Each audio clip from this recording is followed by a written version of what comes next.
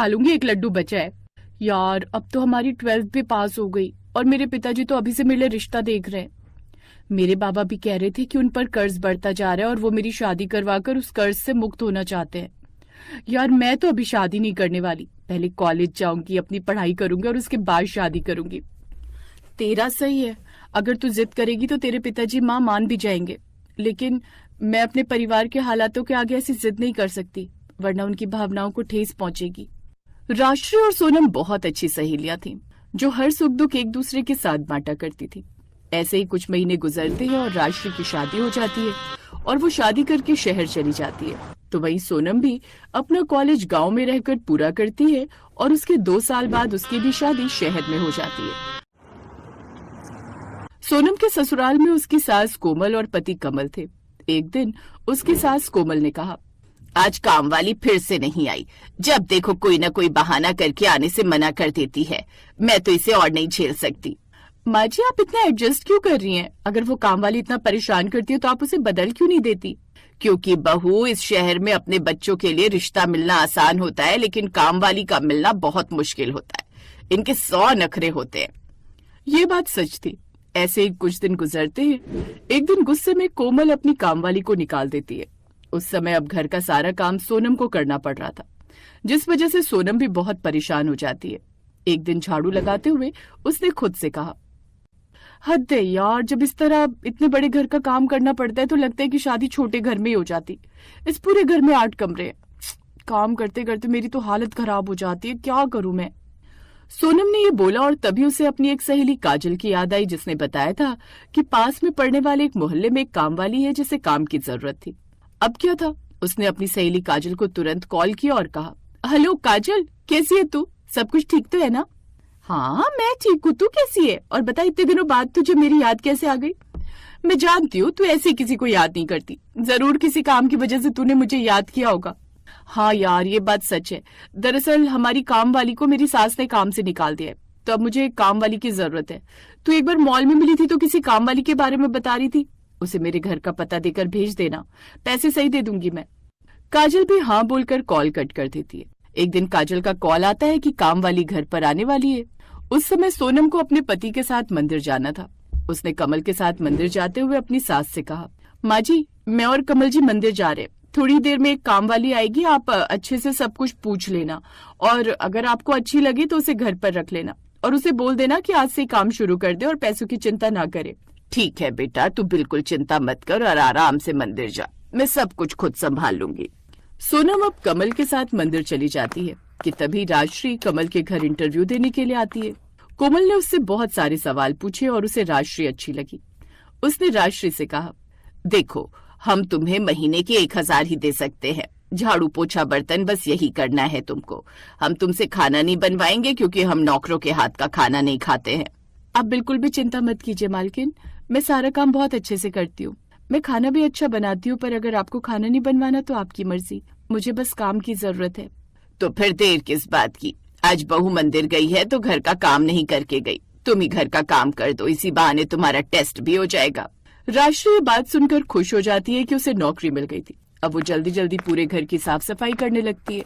लेकिन जैसे ही वो सोनम के कमरे में साफ सफाई करने लगती है तो दीवार पर लगी हुई बड़ी सी कमल और सोनम की तस्वीर देखकर हैरान हो जाती है और उसकी आंखों में आंसू आ जाते हैं। अरे ये क्या, ये तो सोनम का घर है, यानी कि मैं सोनम के ससुराल में आ गई हूँ। किस्मत ने भी कैसा खेल खेला है, गांव की बिछड़ी हुई 2 सहेलियां एक शहर में, एक ही मोहल्ले में और एक ही घर में मिली।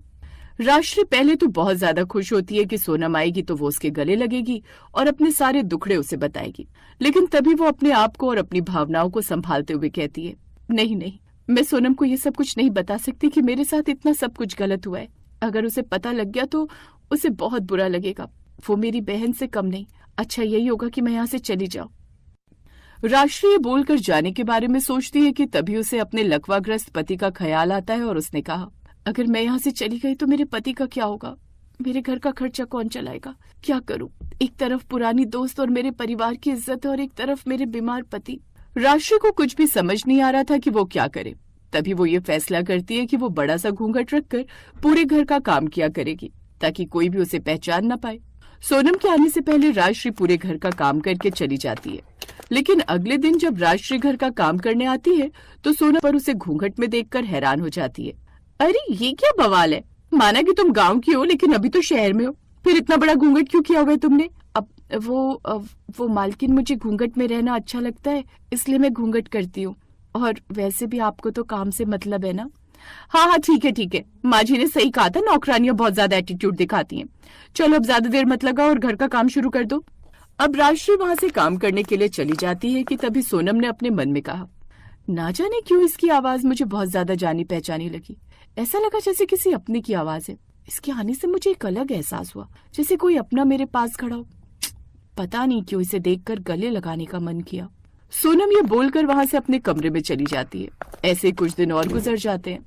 एक दिन जब राजश्री रसोई में काम कर रही थी तभी कोमल ने उसके पास जाकर कहा, सुनो, आज हम घर में गणपति बप्पा की पूजा कर रहे हैं। वैसे तो मैं नौकरानी के हाथ का कुछ नहीं खाती, लेकिन बाहर बहुत तेज बारिश हो रही है और हमें कुछ मीठे में चाहिए, तो तुम सूजी का हलवा बना दो।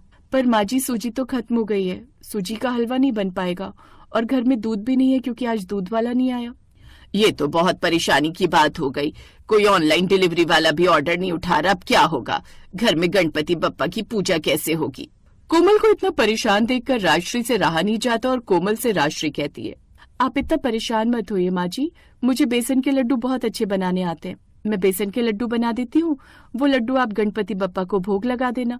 हाँ हाँ ठीक है, बना दो, लेकिन सफाई से बनाना, कोई भी गंदगी नहीं चाहिए मुझे भगवान के काम में। जी माँ जी। अब राजश्री पूरे दिल और मेहनत से बेसन के लड्डू बनाकर तैयार कर देती है। थोड़ी देर में बेसन के लड्डू भगवान गणेश को भोग लगाए जाते हैं और फिर कोमल वो लड्डू सोनम को भी खिलाती है। सोनम ने जैसे ही वो लड्डू खाया उसकी आंखों में आंसू भर आए और उसने घूंघट में खड़ी हुई राजश्री का तुरंत हाथ पकड़ लिया और कहा, मैं जानती थी कि तुम ही हो, पर मुझे यकीन नहीं हो रहा था, तुमने ऐसा क्यों किया? बहू, ये लड्डू खाकर तेरा दिमाग खराब हो गया या पागल हो गई? लड़की क्या मिलाया तूने इसमें? माँ जी, ये मेरी बहन जैसी सहेली है जिसने मुझे सब कुछ सिखाया, हमेशा मेरा साथ दिया। इतना बोलकर सोनम अब राजश्री का घूंघट हटा देती है। घूंघट हटाने पर वो राजश्री की आंखें लाल देखती है क्योंकि राजश्री की आंखों से आंसू नहीं थम रहे थे। जब उसकी दोस्त ने उसे पहचान लिया, अब क्या था, सोनम राजश्री को गले से लगा लेती है और उससे इस तरह नौकर बनकर काम करने का कारण पूछती है।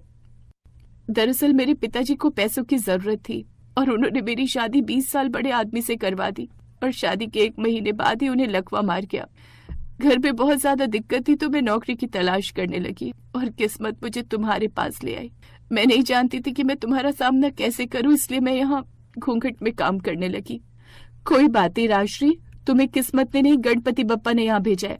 अब तुम्हें नौकरानी का काम करने की जरूरत नहीं है। कमल का एनजीओ है, मैं उसमें तुम्हारी नौकरी लगवा दूंगी और तुम भी इज्जत से अपनी जिंदगी जी पाओगी, क्योंकि तुम एक पढ़ी लिखी वेल एजुकेटेड लड़की हो। मैं तुम्हें इस तरह लोगों के घरों में नौकरों की तरह काम नहीं करने दे सकती। सोनम भी अब राजश्री का पूरा साथ देती है और अपनी बचपन की दोस्ती निभाते हुए अपने पति के एनजीओ में उसकी नौकरी लगवा देती है, जिसके बाद अब राजश्री की जिंदगी में पूरी तरह से बदलाव तो नहीं